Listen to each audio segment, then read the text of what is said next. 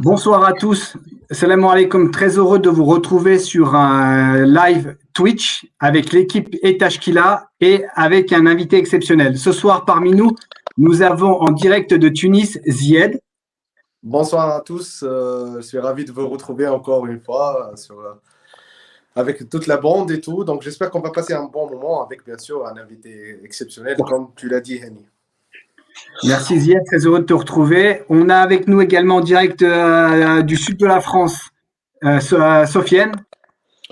Bonjour, bonsoir à tous, ça dépend de l'heure à laquelle vous avez écouté ou regardé ce live. Très heureux de vous retrouver, toute l'équipe, tout le staff est Tashkila avec un invité exceptionnel, comme l'a dit notre ami Zied. Voilà.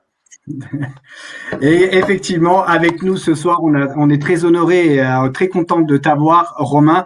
Donc, Romain Molina, je te laisse te présenter en quelques mots, Romain. Écoutez, merci déjà pour l'accueil. À chaque fois que je viens ici, mon ego est content. Il en a pour 3 semaines. Et plus sérieusement, bon, je suis écrivain, journaliste indépendant. Je publie 6 ouvrages, des enquêtes pour le New York Times, le Guardian, la BBC, avec un intérêt particulier aussi pour le football tunisien et le bon vieux docteur Jarry.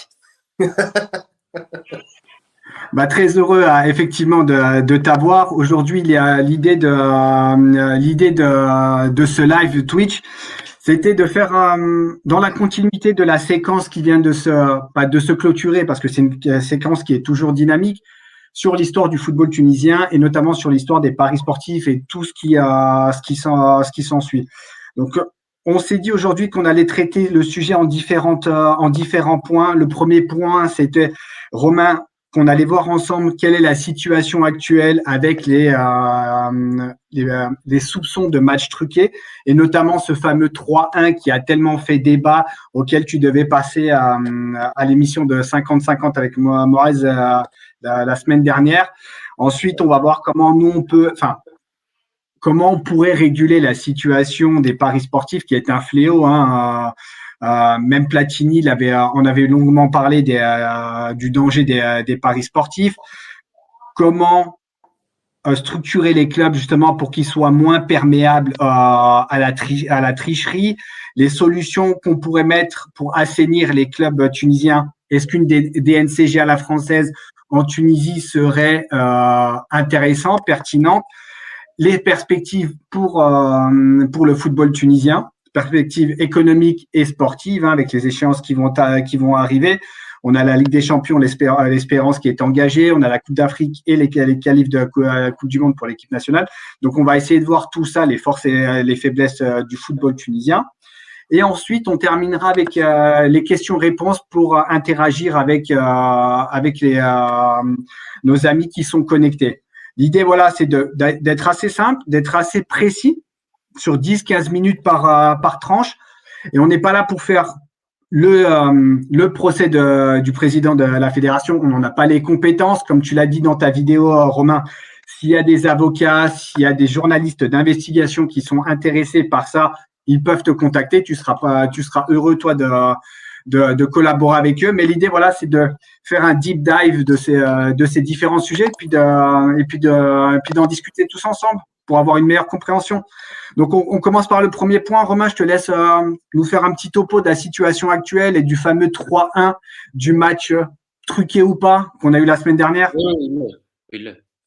Déjà, il faut savoir que les matchs truqués, il y en a beaucoup plus qu'on le croit. Parce qu'il faut déborder sur le cadre de la Tunisie, c'est pas simplement un problème en fait tunisien, c'est pas du tout le cas. Je rappelle que l'UEFA l'an passé a quand même publié sur son site internet un appel à l'aide parce qu'il n'arrivait pas à endiguer les matchs truqués en Europe. C'est un communiqué qu'on peut retrouver sur le site de l'UEFA. C'est-à-dire que ça n'a pas fait de bruit en Europe. Moi, je commencerai à m'inquiéter quand sur la zone Europe, l'UEFA te dit on n'arrive pas à endiguer. Alors, je vais même pas parler de l'Asie. Je pense que c'est mieux. Maintenant, en effet, en Tunisie, comme dans d'autres championnats en Afrique, il y a régulièrement des soucis. Alors là, pour faire simple, si tu veux, il y a beaucoup d'opérateurs qui ont eu des alertes rouges sur ce match-là, parce que ça s'est un peu éventé. Il y a eu des grosses sommes encore en cash, d'ailleurs à Nice, encore une fois. J'ai l'impression qu'en France, je ne sais pas pourquoi, c'est souvent vers Nice. Mais ce qui est très intéressant, en fait, c'est qu'il y a eu aussi, les autorités ont été prévenues avant. Ce qui n'était pas forcément le cas toujours. Là, c'était prévenu avant avec score exact et les circonstances exactes du match. Sachant que, bon, pour avoir parlé à plusieurs personnes de l'autorité en France, ça a été la goutte d'eau. c'est trop. Parce qu'il y a eu d'autres problèmes sur Ben Garden. Je rappelle qu'il y a 2 ans, il y a eu 3 matchs, il y avait des alertes et il y a 3 mises en examen en France quand même. On a tendance à l'oublier. Dont, si je dis pas de bêtises, quelqu'un de la famille du boss de l'arbitrage tunisien, ce qui veut quand même dire beaucoup. Je rappelle que les sommes mises, quand même, il y avait eu du 30 000 euros et du 80 000 euros. 80 000 euros, je sais pas combien de dinars ça fait, mais ça commence à faire un joli paquet quand même. Et tu remarques que c'est toujours Ben Garden qui est impliqué. Il n'y a pas que Ben Garden qui est impliqué dans des alertes liées à des matchs truqués, que ce soit en première, deuxième ou troisième division tunisienne d'ailleurs. Seul truc que moi je peux te dire et qui m'a choqué, c'est que dans une étude comparative des bookies entre l'Algérie, le Maroc et le Tunisie, aujourd'hui le championnat tunisien est celui qui a le plus d'alertes concernant des chutes de cotes, etc., liées donc à des matchs truqués. C'est-à-dire que les analystes spécialisés là-dedans pour repérer quand un match est potentiellement truqué, aujourd'hui la Tunisie passait numéro 1 au Maghreb, alors qu'avant elle était dernière à ce niveau-là. C'est-à-dire que la situation est très préoccupante aujourd'hui. Et c'est dépassé Ben Garden. Et je pense que tu l'as dit en introduction, quand tu as parlé de la situation économique des clubs, il y a forcément un parallèle à faire. Mais là, aujourd'hui, il y a une situation très préoccupante. Visiblement, en France, on veut carrément enlever, alors, puisqu'ils vont aller au bout, mais en France et ailleurs, je sais qu'ils pensent à enlever carrément le championnat tunisien de toutes les plateformes parce que trop de trucages.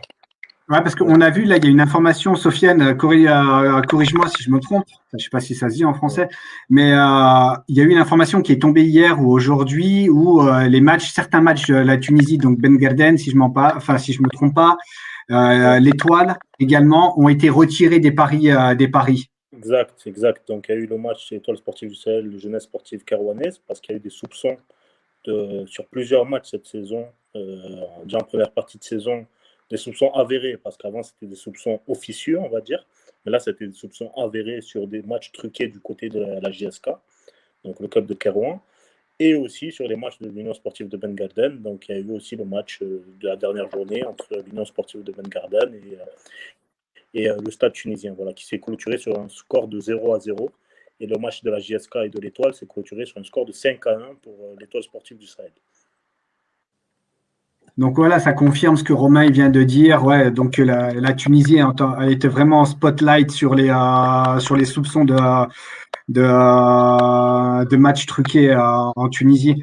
Mais du coup, c'est ce dont pourquoi t'aurais dû être invité à l'émission 50-50 la semaine dernière, Romain, pour en parler, c'est ça? Oui, moi, Moïse, il m'a contacté, m'a demandé, m'a envoyé pas mal de messages, je lui ai dit OK. Et puis 1 heure avant l'émission, sachant qu'il m'avait appelé quand même la chaîne Partage Plus 6 fois dans la journée quand même.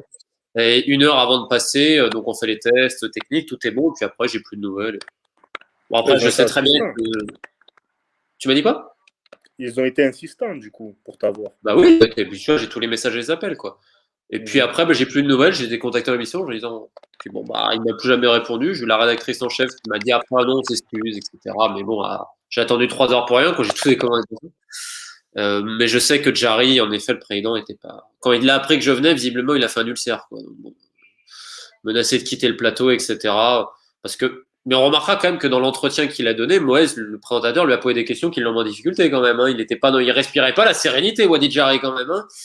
Et même si la fameuse question, la question du frère, on ne lui a pas posé, c'est dommage parce que c'est la seule question aujourd'hui qu'il faut poser, c'est comment une personne qui est impliquée financièrement dans un club, pas simplement comme président d'honneur de Ben Garden, mais également parce qu'il donne des chèques carrément aux joueurs, donc il a un rôle financier, comment ce monsieur-là peut également désigner parfois des arbitres.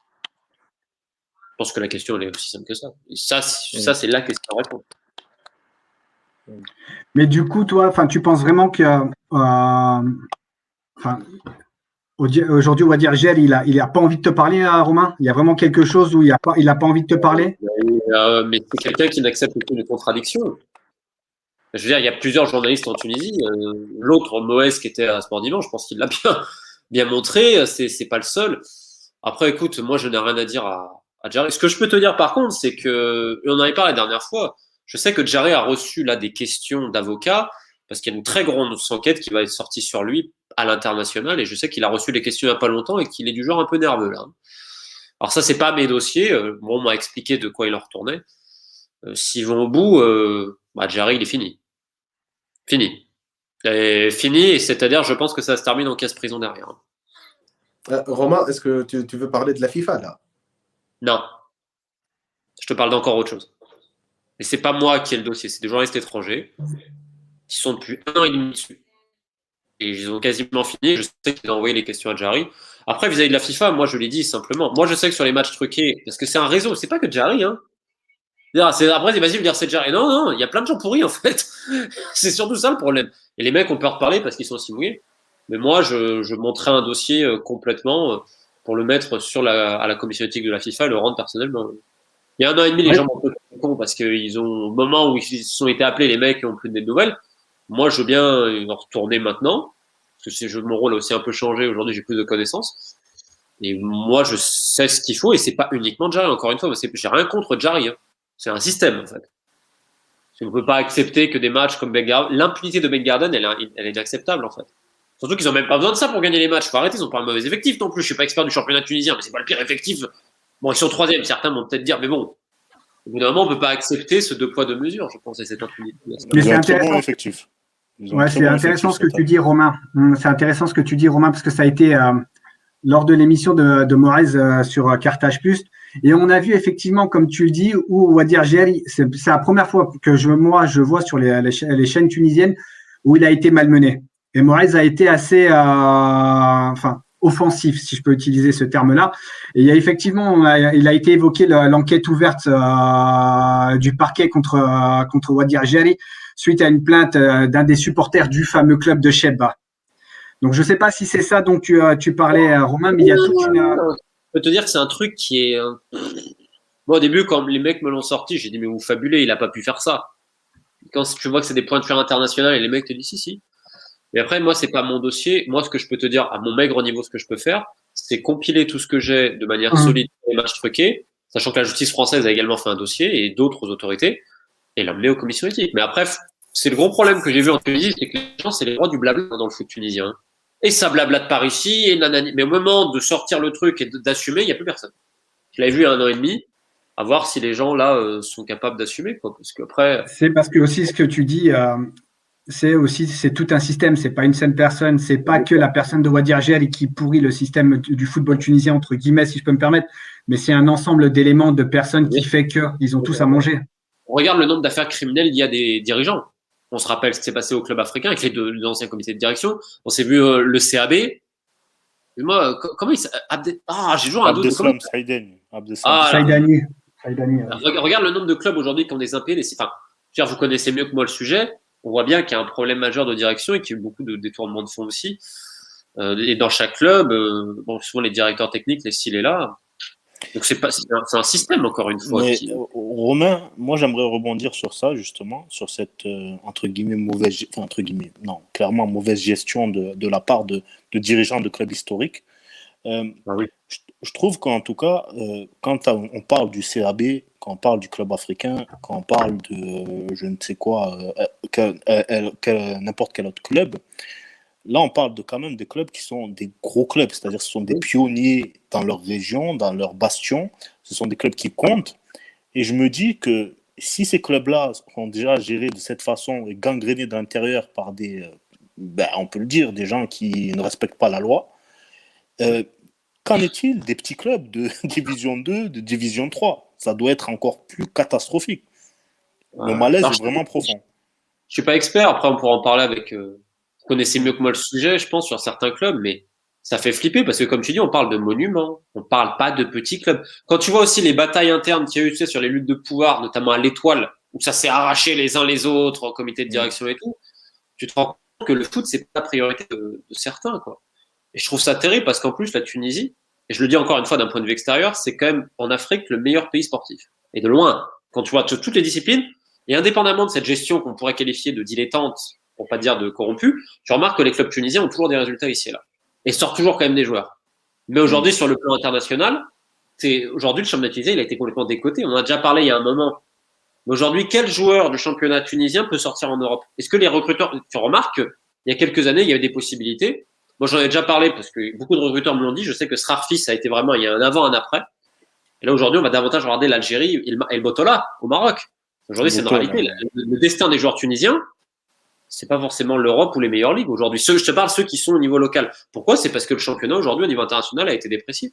Alors que tu as des monuments, je suis désolé, mais tu prends le CSS, tu prends l'Étoile, tu prends ne serait-ce que les 4 très gros. Même derrière le CAB, je veux dire, C'est ça qui fait mal. Mais moi, je te dis, encore une fois, je peux être tunisien, mais moi, je trouve que ça fait mal quand même quand tu fais ça. Oui, mais ça aussi, Romain, tu peux le mettre aussi avec, comment dire, la tradition tunisienne, mais pas la tradition dans le sens positif, dans le sens négatif, où dans chaque club, tu as des clans. Comme tu l'as dit, à l'Étoile, en fait, ça existe dans tous les clubs, mais pas que les gros clubs, en fait, dans tous les clubs.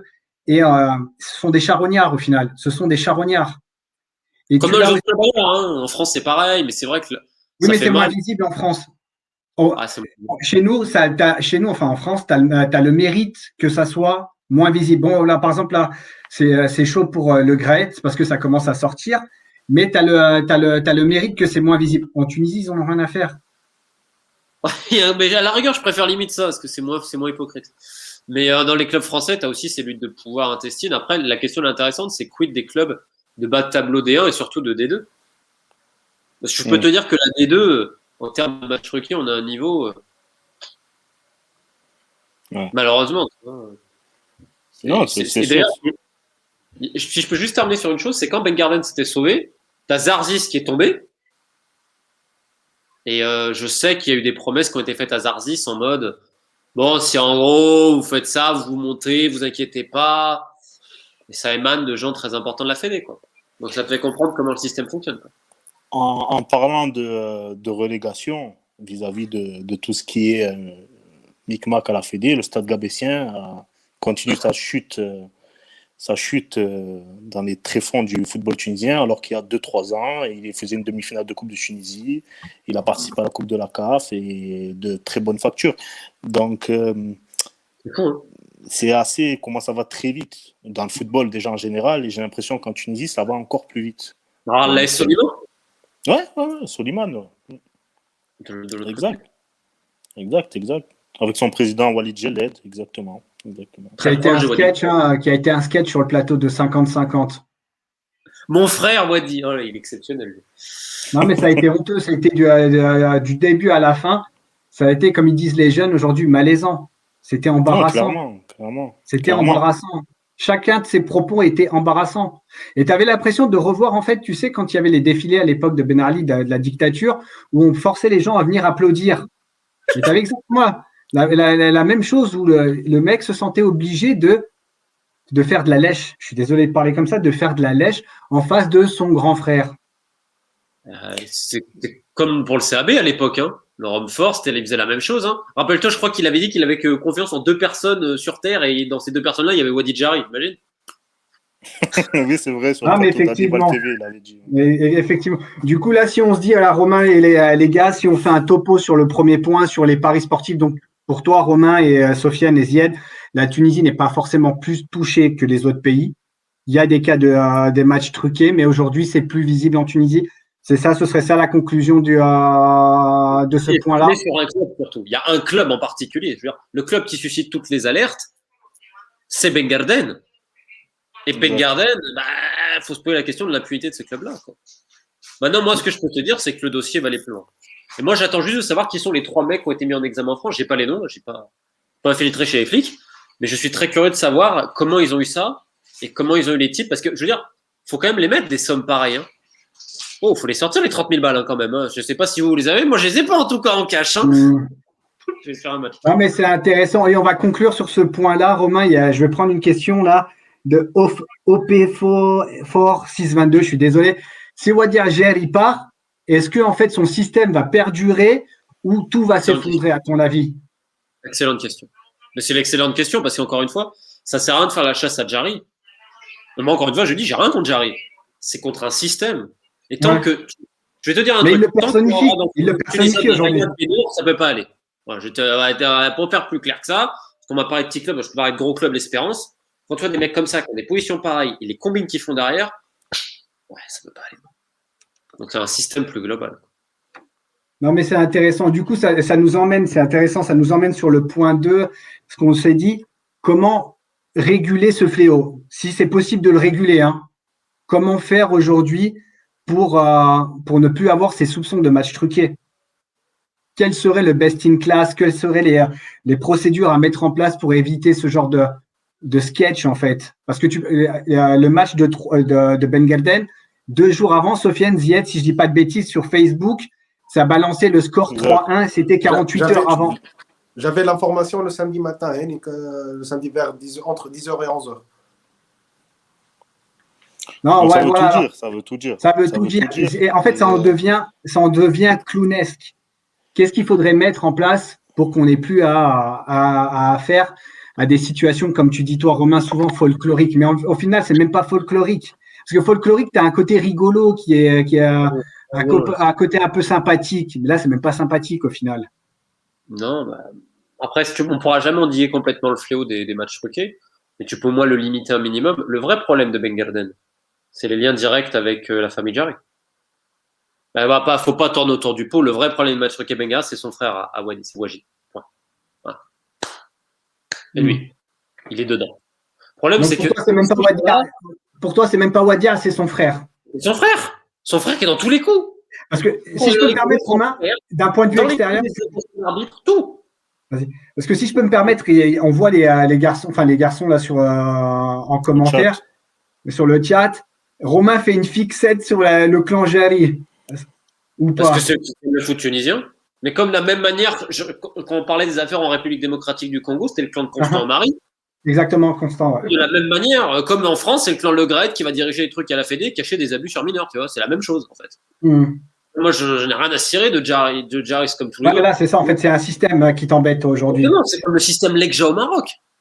Le système Legja au Exactement, on Maroc. n'en parle pas, mais effectivement, voilà, je voulais t'emmener sur ça parce que ça commence en disant il y a l'Algérie, il y a le Maroc, exactement. Il y a l'argent, etc. Mais le système Legja, c'est avoir beaucoup de dossiers au cul, excuse-moi l'expression, à la commission éthique de la FIFA. Mais vu que le gouvernement marocain est super impliqué et que lui est assez influent, à chaque fois on ferme les yeux. Mais Legja vaut pas mieux que Jarry. Legja vaut pas mieux que Jarry. Et, au contraire. Je te rejoins effectivement. Mais du coup, si on revient, comment stopper le fléau? Parce que c'est un fléau aujourd'hui. Est-ce qu'on pourrait la justice. Et si t'as des mecs qui terminent en prison, ça va en dissuader quelques-uns quand même. Après, la FIFA fait pas son. Le principal problème, c'est la FIFA qui fait pas son boulot. Et du coup, là, une autorité de la régulation, ce serait quelque chose d'intéressant à ton sens ou pas? Bien sûr. Après, en France, indépendant de la fédération, tu vois, qui dépend par exemple du ministère de la Justice, quelque chose comme ça, qui est bien une démarcation pour éviter les connivences. Moi, je pense, Henny, franchement, elle ne sera pas indépendante. Franchement, c'est tout un système, comme il a dit Romain. Donc, je pense que ça sera contrôlé de A jusqu'à Z. Moi, je vais te dire un truc pour aider un peu la FIFA sur certains dossiers autres. Quand je vois ce que font les organes de contrôle dans le foot, c'est comique. Le vrai problème, mais tu l'as dit, c'est sur le papier, oui, il faudrait des trucs comme ça. Mais je pense aussi que si la FIFA n'aide pas un petit peu, c'est-à-dire tape pas du poing sur la table, parce que la CAF, je pense qu'on a compris que la CAF, c'est une blague. Donc au bout d'un moment, je veux dire, quand tu as des dossiers sur des matchs truqués, etc., tu tapes fort. Quand c'est taper fort sur les vrais responsables, je vais te dire que ça va en dissuader quelques-uns quand même. C'est comme un enfant. Tu le laisses faire n'importe quoi, mais si tu lui dis jamais rien, l'enfant, il continue. Pareil. Ouais. Non, mais ça peut être intéressant. Et limite, tu as envie de te dire pourquoi ils ne le mettent pas en place. Parce que mettre ce genre d'organe, c'est pas forcément difficile, qui dépend du ministère de la Justice. Je pense qu'à un moment donné, c'est pas dans leur intérêt de mettre en place ce genre d'organe, en fait. Je pense qu'il y a tout un système qui est... Je ne suis pas dans un délire complotiste, loin de là, mais il y a un système qui est très ancré en Tunisie, d'accord, qui fait que, tu vois, toutes ces affaires de litige, tous ces salaires impayés, etc., c'était présent avant le 14 janvier. Donc, ce n'est pas quelque chose qui est nouveau, tu vois. Peut-être que même avant Wadi Ajari, ces choses-là étaient présentes aussi. Et que Wadi Ajari, c'est juste servi à pousser une porte et à continuer dans ce qui se faisait aussi avant. Peut-être qu'il y a de ça. Parce qu'il y a vraiment des... Comment ?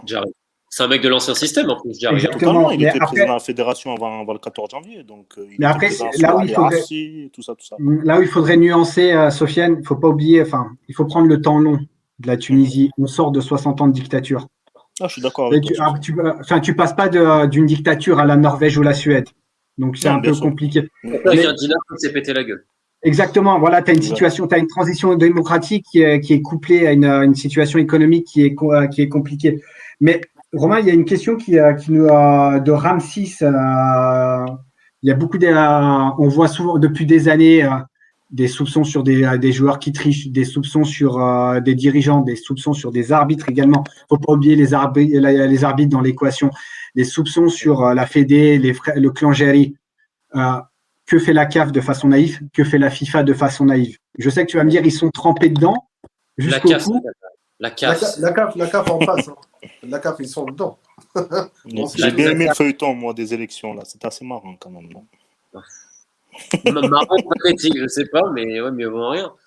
Tu sais, je vais te raconter un truc que je vis personnellement avec ce que je fais sur Haïti, les abus sur mineurs. J'ai dit perso à la FIFA, commission éthique, qu'il y avait des mecs de chez eux impliqués et CONCACAF. J'aurais même donné les noms. Qu'est-ce qu'ils ont fait, les mecs derrière? Ils sont allés récupérer le fils d'un des mecs qui a reçu les filles pour faire l'enquête là-bas pour courir. Quand tu es vérolé à ce point-là, que tu refuses toute enquête indépendante sur le nombre de types qui ont croqué des filles mineures, je laisse imaginer que des matchs truqués en Tunisie, rien à foutre. Là, c'est le cadet de leur souci. Mais je vais te donner un autre exemple pour te montrer l'hypocrisie de la FIFA. Quand il y a eu le truc en Afghanistan, donc président qui violait les joueuses et tout, ils ont ouvert une protection de l'enfant. Donc ils ont fait des grandes pompes et tout. Tu sais combien de personnes travaillent pour ça? Une. Pour gérer 211 fédérations. Ben, ils ont une protection de l'enfant. Là, ils ont annoncé un truc que la FIFA va lutter contre les matchs truqués. Ben, c'est toujours de l'image. Malheureusement, il n'y a pas vocation à nettoyer le foot. Regarde, je te donne un autre exemple. Ahmad. Ils avaient des plaintes d'agression sexuelle, de plein de choses sur lui. Mais tant que politiquement ça allait, on le protège. Le mec de l'île Maurice, Samir Soba, qui est impliqué dans tous les trafics possibles et inimaginables. Hein. Mais vu que c'était le pote d'Ahmad, eh ben on le laisse. Maintenant, Ahmad, il est parti, qu'est-ce qu'on fait? On veut faire la chasse au pote d'Ahmad. Constant Marie, c'est la même chose. Constant Marie, plus de 18 ans au Congo, ils ont attendu. La FIFA s'est rendu compte aujourd'hui qu'au Congo, il y avait des tournements de fonds? Non. C'est juste que politiquement, aujourd'hui, regarde Zetchi en Algérie. Zetchi, du jour au lendemain, on était proches, maintenant, il faut lui couper la tête. Et j'arrive peut-être que du jour au lendemain, ça va être ça, parce que politiquement, eh ben, il va plus être protégé par Fatma Samoura, la SG ou que sais-je. C'est que des jeux politiques, en fait. Ils n'ont pas vocation à nettoyer. Oui. Ils ont vocation à être élus. Donc, si d'autres travaillent avec des pourris, regarde en Sierra Leone. Issa Johansen, ça fait 8 ans qu'elle est là, elle n'a pas fait d'élection. On te dit, la Sierra Leone, c'est compliqué. Mais genre, en Syrie, en Centrafrique, c'est pas compliqué. Elle a mis une gifle à Mohamed Kallon. Elle a fait arrêter le championnat. Pendant 4 ans, il n'y a pas de championnat. Le stade, il est plus aux normes. Il y a plein d'affaires sur elle. Mais bon, c'est la bonne copine. Politiquement, bon. Donc, pour ça que Jarry, le jour au lendemain, ils vont trouver que politiquement, ça va pas. Tu verras que tous les dossiers vont sortir. Boum. Ça me fait penser au président du Népal. Pourquoi? Je donne des exemples pour bien contextualiser et les gens peuvent regarder. Président de la fédération du Népal qui détourne, c'est un genre de Jarry local, avec son fils et tout. Le jour où il a lâché un peu Blatter, ils ont sorti les dossiers après 10 ans de suspension. Et les mecs savaient qu'il était corrompu, hein. Mais politiquement. Donc voilà comment ça marche en interne. C'est des orations criminelles, hein. On va pas chercher plus loin, c'est des orations criminelles. Mais du coup, en fait, ceux qui ont réussi à faire trembler la FIFA sont les Américains, quand le FBI est saisi. Il n'y a qu'eux au final. Oui, puis en fait, quand tu t'opposes à eux, l'image, ça leur fait peur. L'image, les Américains. Il n'y a que ça. Il n'y a que ça. Et ils agissent uniquement quand il y a un scandale international. Sinon, ils n'agissent pas. Donc, tant que ça reste maîtrisable, c'est bon. Le jour où ça fait trop de bruit, là, ils vont agir. C'est triste, hein, c'est terrible. Mais c'est comme ça que ça se passe. Ouais. Romain, mais si on revient, vas-y, Ziad, vas-y. Romain, juste une question. Est-ce qu'il y a une relation entre Wadi Al-Jarry et Yousef Chahid, l'ancien Premier ministre tunisien? Est-ce que cette relation-là, on sait tous qu'il y a des murmures qui sont très proches et tout, il y a même des murmures de corruption. Est-ce que cette connexion Jarry-Chahid a quelque chose, un grand point d'interrogation en fait? J'ai un grand point d'interrogation sur ses relations avec plusieurs membres de l'appareil d'État tunisien, mais pas que lui. Oui, mais après, si tu veux, ce qui est marrant avec Jarry, moi je vais te parler de vraiment ce que je sais. Il s'est plaint plusieurs fois à la FIFA, des ministres des Sports, etc. Il a demandé même à la FIFA d'écrire des courriers au gouvernement tunisien de menaces. Et quand tu fais ça, c'est tu désolé, tu prends en otage ton gouvernement. Pour surtout pas qu'il ait de problème. Donc c'est. Mais pour le reste, pour la personne dont tu parles, je suis d'accord avec toi, mais j'ai pas assez de matière pour aller plus loin, donc je préfère me taire. Romain, on a une question intéressante en fait qui vient de Kherdin 7. Il dit bonsoir Romain. Au début de cet entretien, tu avais dit que des journalistes étrangers travaillaient sur des dossiers à charge contre Wadir. qui pourrait potentiellement le faire tomber. De quelle nature est ce dossier, si tu peux en parler ou pas du tout? Affaire criminelle. D'accord, ok. Et qui serait mené par quelle autorité des Français? Ah bah, je pense que là, mais en Tunisie, il y a droit. Même avec tous les appuis qu'il a, non. D'accord. Écoute, je sais qu'ils sont très proches du public. C'est plus d'1 an et demi de boulot qu'ils ont fait et ils ont des éléments concrets, c'est-à-dire ils ont du factuel, c'est pas du blabla. Moi, au début, j'y croyais pas. Tellement c'était gros le truc, j'ai dit c'est pas possible. Et puis quand j'ai vu qui en parlait et qui amenait le dossier, j'ai dit bon, on parle de pointure internationale. D'accord, ok. Donc on va suivre ça de très près. Mais effectivement, enfin, plus on avance dans cet entretien, enfin, c'est même pas un entretien, dans cet échange Romain, Zied et Sofiane, on se rend compte que, enfin, c'est assez à charge au final. Ouais. Totalement. C'est assez à charge. Ok. Mais aussi, c'est un cumul de 10 ans. Hein. Parce qu'effectivement, tu peux avoir des soupçons de corruption, mais quand tu passes sur le volet criminel, on est à un autre niveau. On a un autre niveau. Problème, c'est son frère. Encore une fois, je te dis, l'épicentre, c'est le frère. Celui qui fasse les appels aux arbitres, c'est le frère. La clé, c'est son frère et sa femme. Parce que là où Jarry est fort, c'est qu'il met rien à son nom. Hein. Par contre, moi, je peux te dire, et ça, il peut y aller sans problème, il me fera jamais rien. Je peux te dire que, et je vais pas te donner qui a acheté, mais je peux te dire qu'elle a reçu de l'argent parce que quelqu'un voulait acheter un titre. Et là, le premier qui veut me démentir ça, je lui souhaite bien du courage. Et ça a été payé dans une banque à Dubaï. Par respect pour le club et le président en question, je tais pour le moment son nom. Mais Romain, tu peux nous parler un peu plus de son frère, le fameux pharmacien, je crois que tu avais déjà évoqué le pharmacien. On connaît Wadir Gel parce que c'est celui qui est en front line, mais son frère, qui il est, qu'est-ce qu'il fait? C'est l'homme de l'ombre. Donc il va travailler beaucoup sur des deals d'agents aussi, notamment avec comment il s'appelle? L'agent qui fait signer des contrats d'exclusivité aux jeunes pendant 2 ans. Wassim Taïeb. Voilà. Donc ça, c'est son grand pote. C'est costaud là, non? Ouais, c'est lui. C'est Wassim Taïeb, celui qui avait arrêté de Feda et qui a ramené tout le monde à Ben Garden. Ouais, donc eux, ils travaillent bien ensemble. Après, Waji, il travaille. Il y a aussi toutes les factures de médicaments de la fédération, dont il faudrait parler quand même aussi. C'est quand même du 600 000 dinars de médicaments. Je sais pas, faut poser des questions aussi. Waji, il est dans la désignation de certains arbitres de manière officieuse et c'est lui qui va passer les appels en fait. Et il est président d'honneur de Ben Garden aussi. Et c'est pour ça qu'on revient toujours sur Ben Garden, tu remarqueras. Le Waji est très important. Très important. Mais c'est comme tu es en équipe nationale. Je veux dire, vous avez une super équipe nationale. Pourquoi les Jari veulent surtout un coach malléable? Ouais. Et derrière, tu peux faire attention parce que tu peux mettre les joueurs que tu veux, etc. Et tous ceux qui ont un peu parlé à des gens qui ont été dans le staff, etc., te diront la même chose.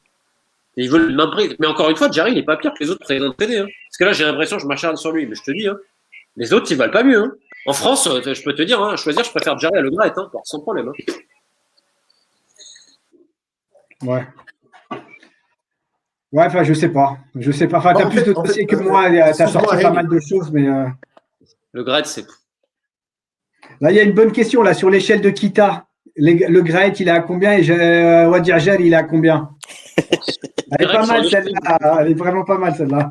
Mais par contre, c'est pas l'échelle de Kita pour le Graët, c'est plus l'échelle de DSK. Là, c'est sale. Là, c'est sale. Là. Sur l'échelle de DSK, je lui mets un bon 8. Ouais. Et Jarry sur l'échelle de Kita. Jarry, c'est un autre type d'échelle. Jarry, si tu veux, les présidents de Fédé, c'est différent. C'est un monde à part, en fait. C'est un monde où ils sont dans leur bulle, ils ont un pouvoir démesuré. Mais je te dis encore une fois, Jarry, c'est un enfant de cœur comparé à ce qui se passe en Sierra Leone. C'est un enfant de cœur. C'est un mec honnête en comparaison de ce qui se passe en Sierra Leone. Ok. À l'Ivoire, je t'en parle pas. Attends, juste pour terminer, pour te montrer quand même les présidents de Fédé, leur impunité, l'ancien président de la Fédé des Comores, il a fait construire le stade avec les fonds FIFA dans son propre village. Le truc, c'était pas utilisable parce que c'était loin de tout. Ouais. Mais le stade, ils l'ont construit dans son village. Donc, évidemment, obsolète, etc., ça n'allait pas, plus en détournant et tout. Et la FIFA lui a rien dit. Donc, c'est-à-dire qu'ils ont jeté l'argent par les fenêtres pour rien, ils ont perdu des millions, mais bon, le mec votait pour eux. Pour ça que je te dis, Jarry, il n'est pas allé jusqu'à faire un stade à Ben Garden avec les fonds FIFA pour dire maintenant l'équipe du Tunisie va jouer à Ben Garden. Tu vois, quand même, il y a un stade.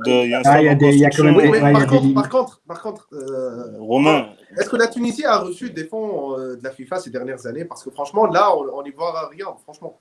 À part la salle de musculation de la fédération tunisienne, je pense. À part Alors, ça, on n'a rien vu. 500 000 $ en janvier, 500 000 $ en juillet si tout a été conforme, plus 2 millions potentiels de dollars sur 4 ans pour les programmes FIFA Forward qui sont en théorie des programmes structurels, plus 1,5 million de dollars d'aide au Covid l'an passé. Wow. Donc en effet, avec tout ça, on va se poser la question où se passe l'argent. On a un stade qui va bientôt s'écraser. Hein. On a le Rades qui n'est plus homologué par la CAF. On a le stade de Sousse qui est en rénovation, c'est tout. Mais Zied, tu n'as pas regardé les infos tout à l'heure? Siem Ayed, la nouvelle ministre de la Jeunesse et des Sports, a dit comme quoi, grosso modo, elle allait rénover le stade de Kérouan, comme quoi elle allait faire accélérer les choses au stade olympique de Sousse. Et sans compter aussi que notre ami Wadi Ajari veut faire une grande salle indoor à Ben Garden et rénover le stade de Ben Garden en vue des échéances africaines. Ouais, je sais pas, mais en tout cas, il y a beaucoup de projets dans ce genre-là, en tout cas. Oui, ce ne sont que des projets. Mais quand même, dans une république, on n'a qu'un seul stade homologué et il n'est plus depuis 2 ans. C'est le stade de Rades. Je suis d'accord. C'est intéressant, Zied, on va passer au point numéro 3, justement, pour rebondir sur ce que tu as dit. Aujourd'hui, c'est quel cadre structurel pour le football tunisien? On a vu qu'aujourd'hui, le football tunisien, il est poreux à tout type de trafic et de corruption.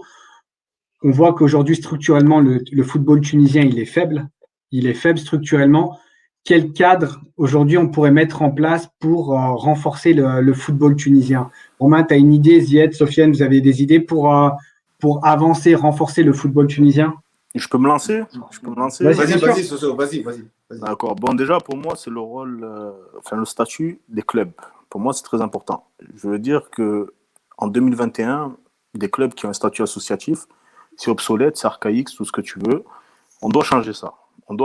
Et on a vu que c'est un système qui était dépassé. Romain le confirmera, et vous le savez aussi mieux que moi, que des supporters, entre guillemets, corrigent les erreurs des dirigeants via des actions citoyennes, on va dire, ou des actions de supporters. Enfin, c'est pas normal, on va dire. C'est pas normal au jour d'aujourd'hui. Dans des clubs qui se disent professionnels, il y a eu des cas par le passé, je suis d'accord, mais dans la majorité des cas, ça ne se passe plus comme ça, on va dire. Ça ne se passe plus comme ça. Ensuite, moi, je dirais aussi, c'est au niveau des infrastructures. Moi, vous savez que c'est un peu mon dada, quand je vais en Tunisie, je regarde toutes les infrastructures. Avoir en tout cas des clubs qui ont soi-disant un statut professionnel depuis l'avènement du professionnalisme en Tunisie et voir leurs infrastructures qui sont indignes, je le répète, indignes de clubs de niveau régional en France, voire district, je suis désolé, c'est juste un sketch. Et toi, Romain, qui vit dans le sud de l'Espagne, tu sais très bien comment ils ont investi l'État espagnol pour des infrastructures sportives, etc., pour faire en sorte que l'Espagne ait en tout cas un vivier de jeunes assez fort. Voilà. En tout cas, pour moi, ce sont les 2 axes importants. Donc, le statut et les infrastructures. Statut infrastructure et ainsi que la formation de nos jeunes. Parce qu'au jour d'aujourd'hui, on n'arrive pas à former assez de jeunes en Tunisie, malgré qu'il y a une forte demande. Mais bon, ça, c'est un autre point qui est peut-être dû au fait qu'au jour d'aujourd'hui, ce n'est peut-être pas les meilleurs jeunes qu'on a dans les centres de formation ou des académies, des meilleurs clubs du pays. Bref. Mais si je veux faire l'avocat du diable, sur l'aspect infrastructure, il est sorti la semaine dernière une roadmap, comment on dit roadmap en français, je ne sais plus. Une roadmap, en fait, un carnet de route, merci, qui va jusqu'en 2024 avec toute une série d'investissements qui vont être faits. Je suis d'accord avec toi, Rémi, mais le problème, c'est que, regarde, je te prends un exemple. On nous avait dit il y a 5 ans en arrière que le stade olympique d'El Menza, qui date de 1962, allait être rénové et allait être prêt pour 2020. Au jour d'aujourd'hui, on a juste un appel d'offres qui a été fait il y a 3 jours, d'accord? Donc ça veut dire qu'il y a vraiment des carences au niveau de l'application, voilà, des projets. Au jour d'aujourd'hui, le stade olympique de Sousse, et là dans les commentaires, on a pas mal de nos amis supporters de l'Étoile qui vont pouvoir le confirmer, a pris du retard au niveau des travaux, etc., etc. Et il y a eu, on va dire, beaucoup de gens qui ont poussé à Sousse auprès de la municipalité et auprès de l'État tunisien pour qu'il y ait une rénovation du stade olympique de Sousse. Mais ça, ils ont poussé sur une durée de 10 ans, 20 ans. Sfax, on ne va même pas en parler parce qu'avec ils ambitionnent pour les Jeux méditerranéens, etc. Et au jour d'aujourd'hui, chaque année, on repousse à 5 ans en arrière la cité olympique, là, la nouvelle cité olympique avec un nouveau stade. D'accord? Parce que le Taïb Mhiri est très obsolète, on va dire, et très vieillot. Donc, il y a vraiment un retard total, on va dire, une déconnexion entre ce qui se dit et la réalité. Moi, merci Sofiane. Romain, ton avis, en fait, si on fait un petit benchmark de ton point de vue, en fait, entre ce qui se trouve en Tunisie versus l'Algérie et le Maroc. Juste pour te faire un topo, début des années 2000, la Tunisie était largement au-dessus. Pour toi, qu'est-ce que tu en penses quand tu regardes le scope du football tunisien versus le scope du football algérien versus marocain en termes d'infrastructure, de stade? Déjà, une chose, Sofiane, il a tout dit. Première chose. Et quand il parle des structures, et là tu en reparles, il a tout dit. L'État marocain a mis beaucoup d'argent. Pas uniquement sur l'Académie Mohamed VI, mais quand tu vois aujourd'hui, ne serait-ce que les pelouses. On va juste parler des pelouses, en fait. On va même pas parler des stades. Les pelouses en Tunisie, elles sont indignes. Oh, c'est un scandale. Rien que ça. Comment tu veux bien jouer des pelouses pareilles? Tu vois, c'est un gros problème. Aujourd'hui, au niveau structurel, le Maroc est loin devant, numéro 1 en Afrique, mais ça, c'est aussi volonté étatique. Donc, est-ce que la Tunisie a tout l'argent que le Maroc aurait fait pour ça? Je ne sais pas, je ne pense pas. Par contre, il a dit une chose très intéressante, Sofiane, c'est on dit qu'on va rénover, mais au final, concrètement, est-ce que tous les projets se mettent bien en place? Et quand il parle aussi de formation, je suis d'accord, parce qu'indépendamment des structures, c'est aussi la formation de cadres locaux. Avec la telle passion qu'il y a pour le foot dans ce pays, avec le nombre de gens qui s'y intéressent et tout, c'est anormal que la fédération, que les clubs n'aient pas un projet aussi de formation de cadres locaux et même de tous les métiers liés au football, en fait. Et je trouve que ça, c'est aussi un manque, alors que la Tunisie a toujours été pionnière, elle a largement les connaissances pour aller là-dessus. Et maintenant, comme tu le disais, pour répondre à ta question, aujourd'hui, niveau structurel, la Tunisie est très loin derrière le Maroc, et je te dis sur les pelouses. Après, l'Algérie, elle n'est peut-être pas derrière l'Algérie, parce que l'Algérie, il y a quand même aussi du folklore un petit peu dans les structures. Néanmoins, je vais parler en termes de recruteurs, le monde que je connais. Aujourd'hui, les recruteurs, s'ils ont le choix, ils vont au Maroc, en Algérie, et après, ils vont en Tunisie. Non, ils allaient en Tunisie d'abord. C'est là où tu vois aussi qu'il y a une perte de crédibilité sur le marché. Il y a aussi le marché égyptien, Romain, n'oublions pas ça. Là, je parlais juste des trois. Oui, évidemment. Ah, d'accord. Après, l'Égypte, c'est beaucoup plus cher. Pour ramener, parce que si tu as un joueur d'un gros club, ça coûte beaucoup plus d'argent en théorie, puis les salaires sont beaucoup plus importants. Puis ils sont un peu plus payés en théorie. Un peu plus régulièrement quand même qu'en Tunisie en ce moment. Et pourtant, les résultats des clubs tunisiens ne sont pas aussi dégueux en compétition africaine. Si on remarque ces dernières années, l'Espérance de Tunis en Ligue des Champions, l'Étoile du Sahel, c'est comparable. En quelle année? Aussi l'équipe nationale qui a terminé en 4e place à la CAN. Donc, grosso modo, si on voit ces résultats de loin, on peut dire que c'est ce pays est en train de se développer encore plus.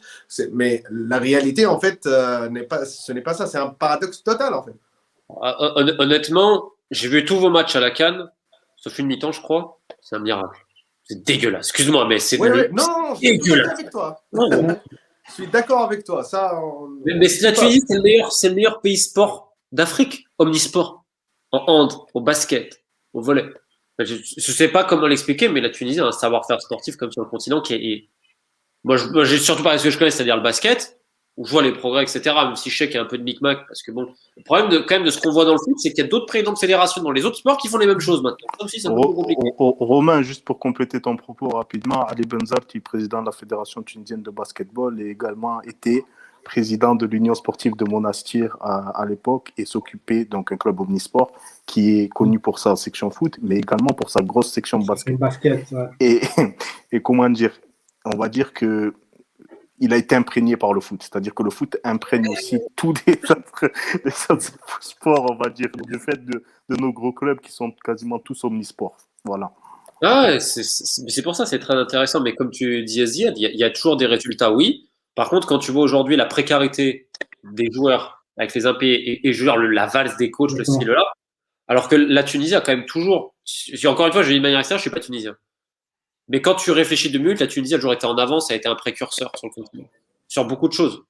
Que ce soit dans les tribunes, que ce soit dans la manière de jouer. Je veux dire, il y avait quand même une certaine différence. Aujourd'hui, je la vois pas précurseur. Notamment, et tout à l'heure, tu parlais de la DNCG, potentiellement une DNCG tunisienne, etc. Aujourd'hui, est-ce que c'est normal d'avoir autant d'impayés dans les clubs? Au bout d'un moment, parce que c'est une manière de faire du chantage pour tout le monde. Et c'est aussi ce qui, des fois, fait que certains joueurs qui n'ont plus rien à machin, vont peut-être accepter, de par la précarité, certains deals terribles, quoi. Et ça, je pense que c'est, voilà. Justement, ça revient ça revient sur le point comment renforcer le cadre structurel de nos clubs. Quand tout de suite, toi, tu as des joueurs qui ne sont pas payés pendant 6, 7, 8 mois, et que derrière, situation ubuesque, la Libye, notre voisin, 10 ans de guerre civile, on commence à voir un début d'exode vers la Libye. Parce que la Libye, ils vont te payer en cash, ils vont t'assurer tes salaires. Il y a 2-3 ans, l'exode, les gars, en Égypte a commencé, il y a quoi? Il y a 2-3 ans, c'est ça? 2 ans. Ça a commencé 2019. Ouais, voilà, il y a 2 ans.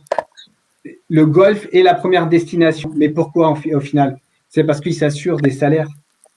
Et aujourd'hui, un des problèmes structurels de la Tunisie, c'est l'incapacité de payer. Mais c'est pas que le salaire, il y a le salaire, il y a l'infrastructure, il y a beaucoup d'éléments en fait. Il y a beaucoup d'éléments. Les joueurs se sentent un peu en mode relax, tu vois. Il n'a pas à penser à est-ce qu'il va être payé ou non, est-ce qu'il va se tordre la cheville ou non dans un terrain où les moutons se font un petit déjeuner, tu sais. Et après, où est-ce qu'il va s'entraîner ou sinon le fait. Il y a beaucoup d'éléments en fait. Ok, le pognon, c'est le premier élément, bien sûr, mais aussi, il est bien dans sa tête. Mais Zied, il y a aussi le fait, aussi un truc qui se trouve dans pas mal de clubs tunisiens. Tu as des clubs qui sont des clubs sans domicile fixe, en fait. Parce qu'il y en a, ils s'entraînent une fois sur un terrain d'un hôtel, après ils s'entraînent. Tu vois ce que tu veux dire? Il y a beaucoup de ces choses-là, tu vois. Alors que quand tu vas en Égypte, par exemple, tu vas à Zamalek, tu vas à Al-Ahli, tu vas à Wadi Degla, tu vas, je sais pas moi, de ces clubs-là du Caire, ce sont des clubs. Toi-même, tu es allé en Égypte, enfin, Hen et Zied, vous êtes allé en Égypte, Romain, je sais pas. Mais en tout cas, vous avez pu voir que là-bas, les infrastructures, c'est des vraies infrastructures. C'est pas des endroits comme ça qu'on laisse à l'abandon. Moi, je te le dis tout de suite, c'est l'Égypte et se présente un dossier pour organiser la Coupe du Monde, elle l'aura tout de suite. Je te le dis, si on revient si on recentre sur la Tunisie, Romain, on a fait l'état des lieux aujourd'hui sur le déficit économique du football tunisien. Comment on l'explique ça, cette chute en fait des revenus du football tunisien? Je pense qu'il faut corréler ça aussi à la situation économique du pays. Il y a toujours un impact forcément. Maintenant, par contre, à l'inverse, c'était ce qui est intéressant, ce que disait Sofiane, quand on parlait de l'exode là avec la Libye. Par contre, l'Algérie, c'est pareil, mais avec la Tunisie. Parce que vous récupérez aujourd'hui les joueurs du championnat algérien parce que tu as encore une plus grande faiblesse structurelle au niveau financier en Algérie. Même si tu as un tremplin plus facile entre l'Algérie et la France maintenant. Exact. Ce qui n'était pas le cas. À l'époque, en fait, il y avait Algérie, Tunisie, Tunisie, France. Aujourd'hui, en fait, certains joueurs peuvent se passer du stop Tunisie pour aller directement en France. Parce que l'équipe nationale et parce que le Paradou qui a sorti des joueurs qui ont réussi. Tu prends Boudaoui, Ben Silbani, Attal, etc. Donc, ça fait parler. Et ils sortent toujours des joueurs très très corrects aussi. Maintenant, par exemple, sur les Algériens, il y a les mecs supporters de l'Étoile. C'est combien? C'est 3 Algériens qui étaient initialement au club africain qui sont partis très très bons. Notamment, je pense à Zinedine Boutmen. Boutmen, Ben Ayed et Boutmen, pour moi, est un très très très bon joueur algérien. Ouais. Mais il était pisté par le Stade Rennais. Exactement, par le Stade Rennais, ouais. Et finalement, ça ne s'est pas fait. Mais sur cette filière-là, il y a aussi le fait qu'on a omis de signaler, c'est le fait que cette loi qui était passée, comme quoi les joueurs d'Afrique du Nord, de zone UNAF, étaient considérés comme non extra-communautaires. Je crois que ça a joué beaucoup sur le fait qu'il y a beaucoup de joueurs algériens qui viennent. Donc il y a eu beaucoup d'Algériens, il y a eu pas mal de Libyens aussi qui sont venus. Libyens aussi, ouais. Un peu moins de Mauritaniens, Égyptiens et Marocains parce que c'est un peu loin, on va dire. Mais c'était plus nos voisins qui sont venus, etc. Et ça a permis justement à ces joueurs de se relancer et pour certains de goûter à la sélection. Parce qu'on a vu sur le dernier Tunisie-Libye, par exemple, la moitié, les 3/4 des étrangers, des joueurs expatriés, chez les Chevaliers de la Méditerranée, en sélection libyenne, ils étaient des joueurs de LP1. Donc c'est quelque chose qu'il faut signaler aussi. Même si on est dans une sorte de morosité, marasme ambiant, entre guillemets, bien entendu, dans notre championnat, on a quand même des joueurs internationaux, qui ont un statut international, qui viennent jouer dans les clubs du championnat tunisien. Donc voilà. Ziad, tu avais une remarque? En fait, moi, je me demande pourquoi la Tunisie ne forme plus des joueurs. Ouais, Romain, pourquoi pas un Paradou tunisien? Voilà. Bonne question. Je pense que Sofiane l'a répondu tout à l'heure, quand il a commencé à parler des problèmes structurels, soit dans la structure, on va dire matérielle, physique, il a quand même dit une chose très intéressante. Il y a des clubs qui sont sans domicile fixe. Est-ce qu'il y a une vraie volonté aujourd'hui des clubs tunisiens déjà de s'ancrer quelque part et de former à ce niveau-là, parce que ça coûte de l'argent et tout. Aujourd'hui, tu vois, mais c'est peut-être par le contexte, parce qu'il y a les pressions de résultats, etc. Tu as l'impression que tout est mis sur l'équipe première, et le reste, ce n'est pas une priorité. Est-ce que la fédération, tu sens qu'il y a une priorité? Non, parce qu'eux, ils vont préférer aller récupérer des binationaux. Est-ce que la fédération impulse? Garde-la en tête, Romain. Ouais, garde-la en tête, on va en parler tout de suite après, les binationaux, très important ça. Ouais. Non, mais est-ce que la fédération impulse une politique de formation locale? Non. Est-ce qu'ils ont quelque chose à cirer? Il y a beaucoup de... Romain, je te rejoins là-dessus.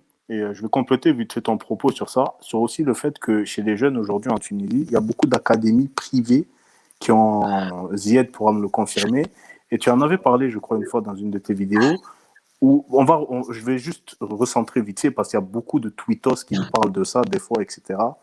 La Juve Academy, l'OM Tunisie, ou je ne sais quoi, de Tartampion, là, ce ne sont pas des équipes, ce ne sont pas, on va dire, si vous envoyez vos enfants là-bas, vos petits cousins, etc., vos neveux, ce ne sont pas des tremplins pour aller jouer à l'OM ou à la Juventus en Italie, ou bien à la Commanderie, ou je ne sais pas où. Ce sont juste des organismes privés où tu payes très cher, d'accord, pour voir ton fils juste porter le truc de Juventus Académie Tunisia ou OM Tunis. D'accord, c'est clairement, quand j'étais petit, on avait les stages de l'OM là, qui faisaient dans le sud de la France, un peu partout. C'est la même chose. C'est clairement la même chose. Tu ne vas pas signer à l'OM après ça. Tu vois. Donc, il y a beaucoup de ces choses-là aussi.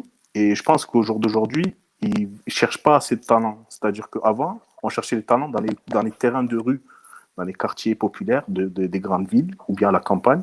Et beaucoup de joueurs étaient sortis de ce qu'on appelle Batha, un peu comme les porteños en Argentine. Et au jour d'aujourd'hui, on n'a plus ça. Au jour d'aujourd'hui, les petits ne jouent plus dans la rue en Tunisie. Ça n'existe plus. Et je pense que ça fait que y a de moins en moins de talents intrinsèques qui sortent. En tout cas, moi, c'est mon interprétation des choses. Juste, Sofiane, on va rapidement passer. On est pris un peu par le temps. Il nous reste 2 points. Les perspectives du football tunisien. Et ensuite, on va passer à la question des questions-réponses avec les internautes. On voit beaucoup de questions. Donc, si on parle des perspectives du football tunisien, on va le faire en 2 temps. Premier temps au niveau local et deuxième temps l'équipe nationale. On a pas mal parlé du local. Moi, du local, Ziad, je vais te faire une passe en retrait. C'est l'Espérance de Tunis. On a décrié, et moi qui suis pas espérantiste, on a décrié le football tunisien, on a dressé un tableau noir du football tunisien. Par contre, l'Espérance sur la scène continentale, ils sont là. L'Espérance est là et présente, qu'on le veuille ou non, des bons résultats, Ziad. Oui, clairement. Mais écoutez, si on fait un petit bilan, là, tout de suite, l'Espérance, c'est hors catégorie des autres clubs de la Tunisie, franchement. C'est un club structuré depuis des années. C'est un club où tout est tracé, en fait. Après, je ne sais pas tout ce qui se passe au sein du club parce que je suis loin, mais les résultats du club, elles reflètent la stratégie qu'a fait l'Espérance depuis des années. C'est-à-dire de bâtir, jouer pour la Ligue des Champions et la gagner.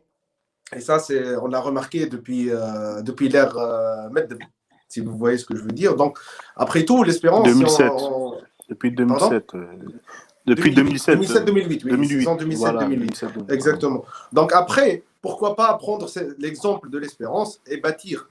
C'est-à-dire que les autres clubs, ils n'ont pas d'exemple, bien des cahiers de charges à suivre. Donc, c'est une bonne structure. Pourquoi pas suivre un peu le rythme et faire comme le fait l'Espérance, qui est en train aussi d'investir du plan économique avec Taragistor, avec les puces Taraji Mobile et tout, donc, etc., etc., etc. Je pense que c'est une bonne idée pour les autres clubs de bâtir leur empire, hein, parce que franchement, aujourd'hui, ils sont comme ça.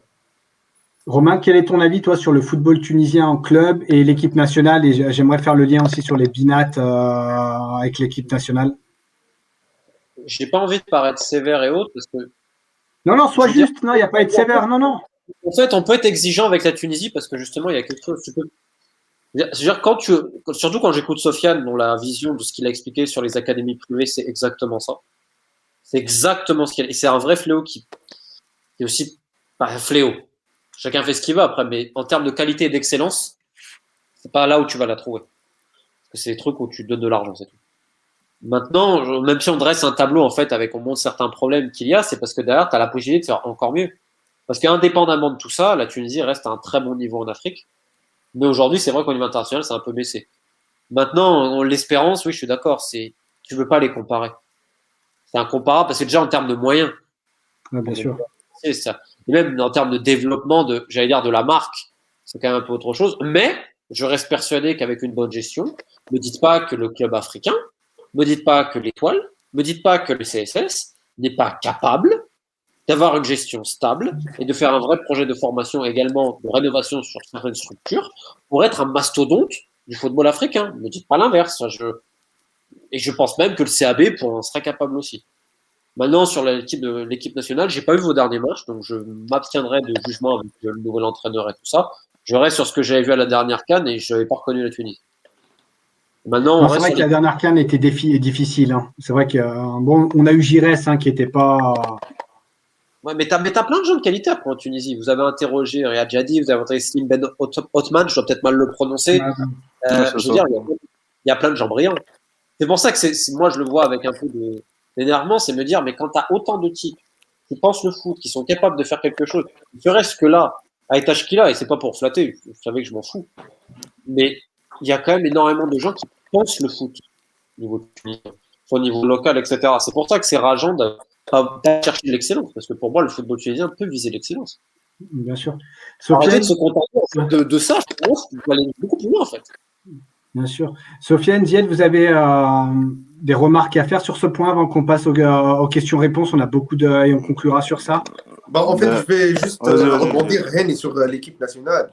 J'ai une petite question qui a été envoyée depuis tout à l'heure par un de nos followers. Est-ce que l'équipe nationale, Romain, peut être sanctionnée à cause de Wadi Al-Jali par la FIFA? Non, je pense pas. La FIFA sanctionne jamais les grosses fédérations et la Tunisie, c'est une grosse fédération. D'accord. Ce qu'il faut sanctionner, c'est le Pakistan, le Tchad, t'as la Mongolie qui a été sanctionnée, le Népal. Il y a la Gambie à un moment donné qui a été sanctionnée. Non, les grandes sélections sont jamais sanctionnées. Ouais, donc moi pour rebondir sur le cas, ce qu'on avait dit sur les clubs tunisiens et la sélection, moi je vois que c'est un peu un avis, on va dire, de pas mal de gens sur les réseaux sociaux, c'est que la sélection est maintenant gérée comme un club, c'est-à-dire que en fait, on fait, comme on l'a dit, déjà en privé, tu vois, on fait du prospect en fait. On fait du prospect à travers des jeunes qu'on essaie de placer ou qu'on essaie de relancer, etc. Bon, bref, c'est leur politique. Ils ont décidé de faire ci, faire ça. Les résultats semblent suivre pour l'instant. Donc, on va dire que le sportif leur donne raison. On va dire ça plutôt. Après, concernant les clubs, c'est vrai que, comme il a dit hier, l'espérance de Hamdi Med a justement fait preuve de régularité dans les compétitions africaines. Parce que quand on regarde les membres du Big Four, l'équipe qui était le plus présente, on va dire, au stade des demi-finales ou même qualification directe sur ces 10 dernières années, ça a été l'Espérance. Mis à part, il me semble, 2015, la saison 2014-2015, où vraiment il y a eu... Oui, il y a une année, on est sorti... catastrophique. Bref. Mais c'était une année normale, transition, parce que le club était en restructuration. Voilà. Exact. Mais après, le club a justement pu se pérenniser au fil du temps. Et comme dit notre ami Khalil et Tashkila, qui doit être devant le live, à qui je salue d'ailleurs, pour lui, l'histoire avec la Champions League ou même avec la Coupe de la CAF, c'est une histoire qui s'entretient, d'accord? C'est une histoire qui s'entretient. Et l'Espérance a réussi à entretenir ça, d'accord? Chose que n'a peut-être pas fait le club africain, ou peut-être que l'Étoile a pu faire aussi, mais qui a manqué à certains moments. Parce qu'au jour d'aujourd'hui, on ne va pas rentrer dans un truc pour le football africain, après on va passer à l'autre thématique, Mais au jour d'aujourd'hui, tu as quand même pas mal d'équipes comme le Wydad, tout puissant dans les NBA, même si cette année, ils ont fait. Voilà, c'est compliqué. Mamelody Sundowns, etc. El Ahly, un peu Zamalek aussi, qui sont des équipes qui régulièrement sont là et régulièrement sont devenues des sortes de machines. Donc voilà, je pense que l'Espérance fait partie de ce trio, enfin de ce trio-là, de ce groupe-là. Et il y a eu aussi beaucoup de rentrées d'argent vis-à-vis de cette participation-là. Au Mondial des clubs, à la Coupe arabe qu'ils ont gagné en 2017, au Champions League ou de Champions League qu'ils ont gagné, au championnat aussi qu'ils ont gagné depuis maintenant quelques années. Donc ça fait, et aussi avec l'apport de Hamdi Medeb, qui, quand on voit les hommes forts des autres grands clubs, Hamdi Medeb n'a pas forcément plus d'argent qu'eux. Par contre, Hamdi Medeb met beaucoup d'argent dans l'Espérance, alors que les autres ne mettent pas autant d'argent dans leur club. Et ça, c'est une réalité des choses. Et aussi, Hamdi Medeb peut-être... Tant mieux pour eux en même temps, tant mieux pour l'Espérance. Ouais, bien sûr, bien sûr. Et peut-être que l'argent est mieux redistribué au Parc B. Après, ça, on peut c'est pas une savoir. certitude. Moi, il y avait un point qui m'intéressait, puis on va ouvrir sur les questions-réponses, c'est la nouvelle stratégie avec l'équipe nationale de la fédération sur les binationaux. Ça, c'est aussi quelque chose qui, tu vois, il y a, ça, comme dirait Romain, ça sent le micmac. Ça sent le facilité. Aujourd'hui, c'est la mode. Ça sent le micmac. On va passer aux questions-réponses, le dernier point de notre entretien de ce soir. Messieurs les followers, n'hésitez pas à poser les questions. Romain, je vais commencer, moi, je vais ouvrir avec 2 questions le temps que les copains posent leurs questions, sachant qu'on a moins de 10 minutes, Romain doit nous laisser. La première question, Romain, c'est si tu as des insights, toi, sur l'histoire de Sheba et de la fédération. J'ai pas des insights, sans doute vous connaissez mieux le dossier que moi. Et juste, Romain, comme ça, après, tu peux enchaîner. Alors, ça va peut-être faire bondir, mais on va pas me dire que le président de Sheba, c'est un ange. Hein. Lui qui avait falsifié un certificat de décès. Ouais. T'as fait comme cache, ouais. Non, effectivement. J'arrive face à un truc scandaleux, oui. Mais c'est pas non plus. C'était pas des anges non plus, quoi, tu vois. Bon. Moi, ça me pose un peu de problème. C'est un côté très opportuniste. Je veux dire, c'est pas, mais c'est allé tellement loin, par contre, ce dossier, par contre, c'est terrible à quel point c'est allé loin que la FIFA, personne ne disait rien. Ça, je trouve ça dingue, par contre. Dingue. C'est vrai. Et deuxième question.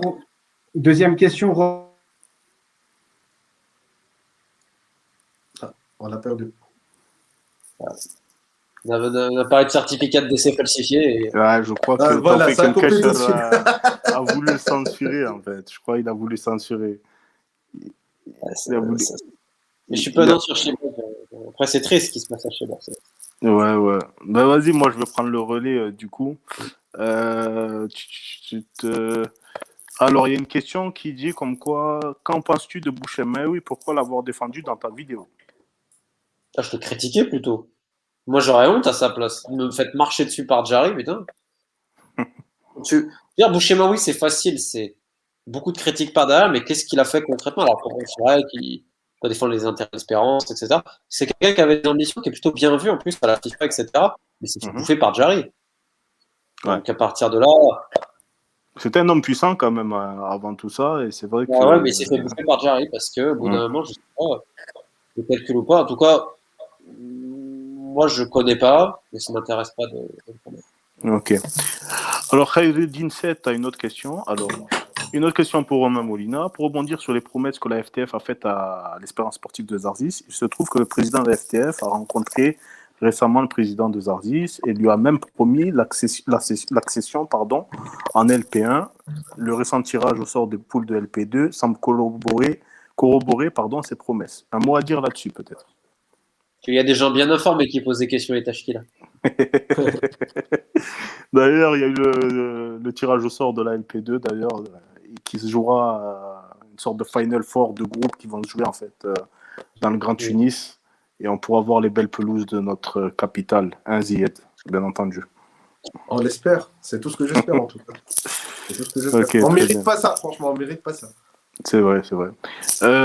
Alors, Tunigo Blue te dit le lien entre Samoura et Jarry. Donc, le lien entre Fatma Samoura et Wadia. En gros, c'était pour affaiblir Tarek Boucher-Maoui. Ok, donc vraiment du politique. Oui, voilà, exactement. Mais Fatma Samoura, la SG de la FIFA, elle est dans tous les trucs. C'est elle qui a mis à Madagascar le comité de normalisation, elle a mis sa pote, qui était l'ancienne ministre des Affaires étrangères. Je crois que le comité a laissé un demi-million de dollars de dette. Elle se faisait des voyages en business. Elle disait non, mais c'est pour l'équipe nationale. Non, en fait, elle allait voir ses neveux à Paris. Aux frais de la princesse, etc. Mais bon, c'est la mienne Fatma Samoura, donc bon, Ok. Fatma Samoura aussi, donc, bravo, Alors, Ouamara 93-96 te demande quel est l'exemple d'une bonne direction d'une fédération africaine. Est-ce que la Tunisie peut s'en inspirer? Je l'ai déjà dit plusieurs fois, ça fait rire les gens, mais je vais juste prendre le mec qui, je sais, ne vole pas dans les caisses et met les projets au bout. C'est le gars des Seychelles. Bon, sauf que voilà, on va dire les Seychelles, c'est tout pourri. Ah, ils sont pas le joueur. Peut-être, oui, mais l'argent, il est bien utilisé. Après, le nouveau président de la Fédé du Libéria, il a fait les projets. Hein. Ah Les ouais? nouveaux, là, il y a quoi d'autre qui est à peu près correct? C'est dur. Ouais. Non, franchement, je te dis pas une connerie, je cherche. Seychelles, c'est l'exemple. Après, tu as des nouveaux présidents, faut voir ce que ça va donner, mais on est Afrique anglophone, t'en as qui ça peut aller. Namibie, il paraît que ça peut aller. Il me paraît, La ouais. direction, ça peut aller, ils ont fait des trucs, mais après, je peux te dire pareil sur l'Asie. Hein. Je vais galérer à trouver 3 fédérations. À la Jordanie, c'est bien. Mais je vais galérer à trouver 3 fédérations correctes. Sofiane, on a une question de Grete. Vas-y. Ouais, ça a coupé, je voulais la poser. Quelles peuvent être les perspectives d'évolution post, on va dire, Géry pour la Fédération tunisienne de football? Multiples, hein. Déjà, je vois pas. Mais après, Sofiane l'avait dit, je crois, tout à l'heure. C'est pas déjà, c'est le système. Un système complet. Et que là, quand on parle de toutes ces solutions, etc., pour viser l'excellence que la Tunisie peut largement viser, hein. Donc, Jarry ou pas, c'est derrière pas refaire ce même système-là, en fait, qui est un système sclérosé aujourd'hui. Je pense que les solutions elles sont multiples. Il y a des gens en Tunisie qui pourraient reprendre la Fédé, non? Jarry a bien pris. Moi, je vote Etachkila hein, pour la suite. Moi, je vote Zied. Hein. On mettra Zied, président de la Fédé. Zied, il va arriver, il va te faire des matchs amicaux avec tous les clubs sud-américains. Là. Exactement, je vais ramener l'Argentine, le Brésil, tout le monde. Hein. Mais ils n'ont pas d'argent. Surtout l'Argentine n'a plus d'argent. Non, et ça sera du donnant-donnant. Je leur donne je sais pas, des flics de barbarie, ils nous donnent l'équipe nationale. Ouais, c'est parti. Ramène du gazon aussi, par contre. Parce que l'épouse, c'est pas possible. Alors, il y a une autre question, les gars. En fait, est-ce que cette histoire de Wadi Adjali va aller jusqu'au bout, Romain? Qu'est-ce que tu en penses? Oui. Non, mais moi je te dis encore une fois, il faut que les gens ils aient quand même un minimum de personnalité. Parce que c'est facile de blablater au moment de poser ton témoignage, au moment de poser les faits. J'espère pas que les gens feront fou bon, mais je suis d'un naturel optimiste. Donc, encore une fois, je tiens à le redire, je n'ai rien contre Wadi Adjali. Encore une fois, c'est plus un système global, comme je l'ai fait sur d'autres fédérations. Mais oui, moi j'ai robot en tout cas. J'espère juste que les gens ont les robots aussi. Quoi. Ouais, Sofiane, on part encore pour 2 petites questions en commun. Moi, je vais te prendre juste une question. Aujourd'hui, est-ce que tu disais que les clubs français ne viennent plus en Tunisie. Donc, c'était pour rebondir sur une question d'un de nos internautes. Qu'est-ce qu'il faudrait à la Tunisie pour que qu'est-ce que la Tunisie devrait faire pour que la France et les autres championnats viennent scouter en Tunisie, pardon. Il y en a, mais c'est moins régulier. De toute façon, aujourd'hui, tu vois rarement des transferts directement d'un club tunisien à un club européen de bon niveau. Mais après, c'est par séquence, c'est par cycle. Il suffit que vous gagnez la Coupe d'Afrique des Nations ou vous commencez l'équipe nationale, les gens vont te dire, parce que dans le monde du foot, il n'y a pas de vérité, c'est le monde des girouettes. Hein.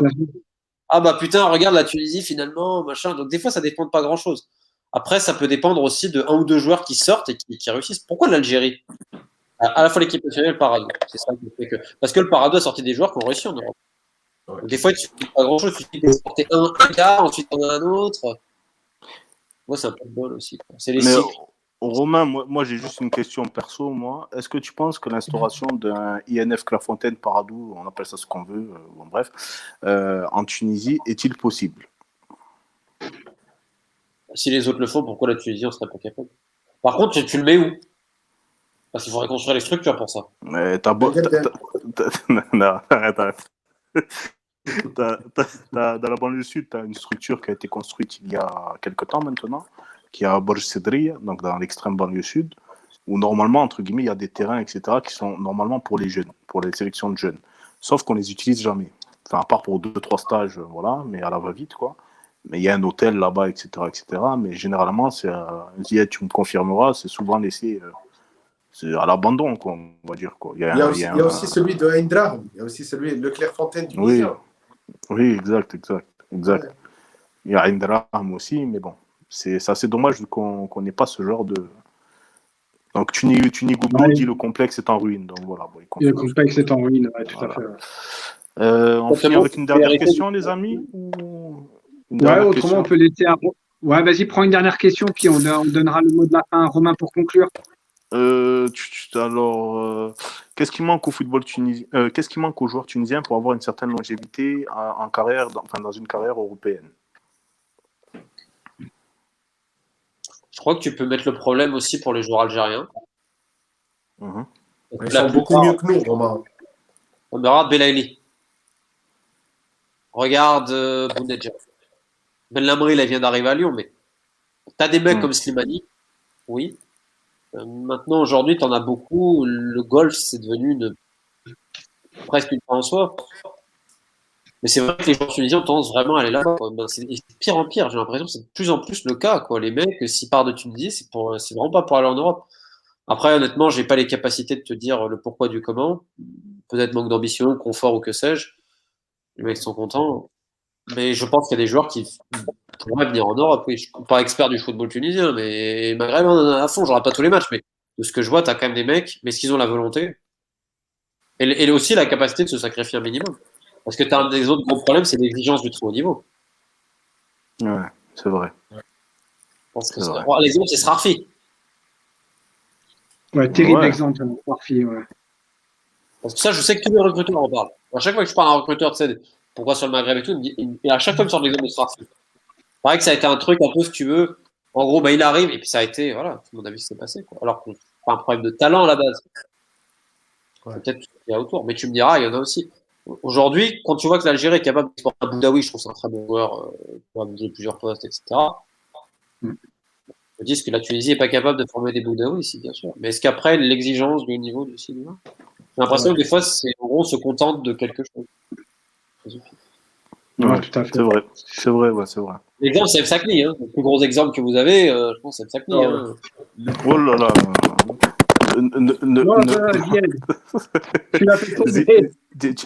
as vu, Romain, tu as évoqué Msakni, tu as fait tomber la caméra de Zied. Ça veut tout dire. Voilà. Tellement il est talentueux, Msakni. Ça veut tout dire. Il a tremblé. Sofiane, Zied, on va conclure. Je ne sais pas si Zied a un mot. Pardon? C'est comme Belaïli en Algérie, hein, qui a toujours l'espérance. Ouais. Bien sûr. Sa place est où à Belaïli? Après, lui, son père qui a tué sa carrière aussi. Mais Belaïli, il n'a rien à foutre là. Il devrait être dans un bon club européen, un très bon club européen. Ouais, tu as lui et Barded, Bounedjah, comme tu l'as dit. Ouais, les Barded, deux sont Barded, franchement, Barded, c'est le plus grand point d'interrogation. Hein. Ouais, Barded, les deux sont vraiment il s'est baladé à l'étoile. Aujourd'hui, s'il doit partir en Europe, il n'y a que les top clubs qui peuvent lui offrir les conditions qu'il a. Ouais. Il a sa place partout en France. Ah, mais ils sont pas les bons. salaire qu'il a actuellement. Jamais. Et puis il y en a qui ne veulent pas prendre le risque. Moi, je suis persuadé que c'est un attaquant qui est un super joueur. On est d'accord. Il y a eu Djabou aussi, un peu avant aussi, qui était exceptionnel aussi. Qui est venu chez nous. Ouais, exact. Il est au club africain. Ouais. Bon, mais très bien. Ok. Romain, un petit mot pour. Ouais, Romain, enfin, d'abord, je vais commencer Zied. Sofiane, un petit mot pour conclure, avant qu'on passe à Romain pour conclure cette session. Vas-y, Zied. Tout d'abord, merci à vous tous. Merci, Romain, d'avoir accepté notre invitation. Franchement, c'est un réel plaisir. Et puis, on continue de rêver d'un football meilleur, d'une infrastructure digne, d'un pays qui respire le football, on va dire, et que la corruption, j'espère qu'un jour, ça sera terminé, franchement, parce qu'on en a marre. Il y en a marre, et c'est les joueurs, et c'est nos équipes, et c'est l'équipe nationale qui paye tout ça. Voilà. Sofiane? En tout cas, déjà, je tiens à remercier Romain déjà pour sa disponibilité. Et, ça fait maintenant la deuxième fois que tu viens avec nous sur un contenu multimédia avec Etashkila. Ça nous fait énormément plaisir déjà. Et puis après, on espère tous justement que, comme a dit Zied, un meilleur football, un meilleur sport même en général, parce que ce qu'on a dit sur le football s'étend aussi sur d'autres sports aussi, il ne faut pas l'oublier. Et on espère de tout cœur que justement tout ce micmac et toutes ces guéguerres intestines s'arrêteront un jour et pour le bien justement et le développement de notre cher pays. Voilà, merci beaucoup à tous. Donc Romain, je te passe la main pour conclure. Merci à l'équipe des tâches qu'il a, comme d'habitude, c'est un plaisir.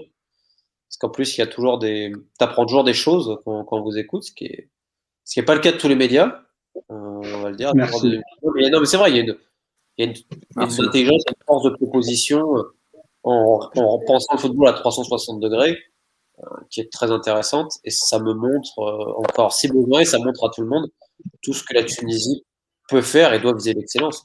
Encore une fois, j'espère que certains problèmes très importants se régleront. Après, tu peux pas être dans un monde parfait, mais là aujourd'hui, tu es quand même dans un point qui commence à être un peu compliqué. Donc, meilleure chance aux Aigles pour leur qualif à la Coupe du Monde, évidemment. Je suivrai ça de près et nous, on va continuer les dossiers autour des matchs truqués et tout ça pour aller au bout parce que tout simplement, que ce soit en Tunisie ou en France, il faut faire le job, quoi. Mais merci à vous encore pour l'invitation, c'est toujours un plaisir. Ben, merci Et Romain. Au nom des tâches qu'il a, pour conclure, on fait ça par des passionnés, l'équipe de Tashkila pour des passionnés. On n'oublie pas, on est une équipe de bénévoles. Donc aujourd'hui, il y a eu Sofiane, Zied et moi-même. Mais derrière, il y a Habib qui nous a aidés pour toute la partie technique avec Heidi. Mais on n'oublie pas toute la grande famille Tashkila qui contribue. N'oubliez pas de nous suivre sur nos réseaux sociaux et également sur le site internet. Il y a toujours du contenu, il y a toujours du contenu. Et ce qui est également important pour nous améliorer, ce sont vos feedbacks. N'hésitez surtout pas à revenir vers nous en disant, OK, vous devriez vous améliorer là où il y a un axe d'amélioration à ce niveau-là. On est preneur de ça. Comme on l'a dit, nous, on n'est pas des journalistes, c'est pas notre métier. On a un travail à côté, on a une vie de famille. Moi, j'ai mon bébé de 9 mois qui dort à côté. Donc, n'hésitez surtout pas. Dites-nous ce qu'il en est. Comme ça, ça nous permettra de nous améliorer. Comme disent les Anglais, stay tuned. Il y a pas mal de choses qui vont arriver. Romain, merci beaucoup. Sofiane, merci beaucoup. Zied, merci beaucoup. Et à très bientôt. Bye bye. Ciao. Merci à vous.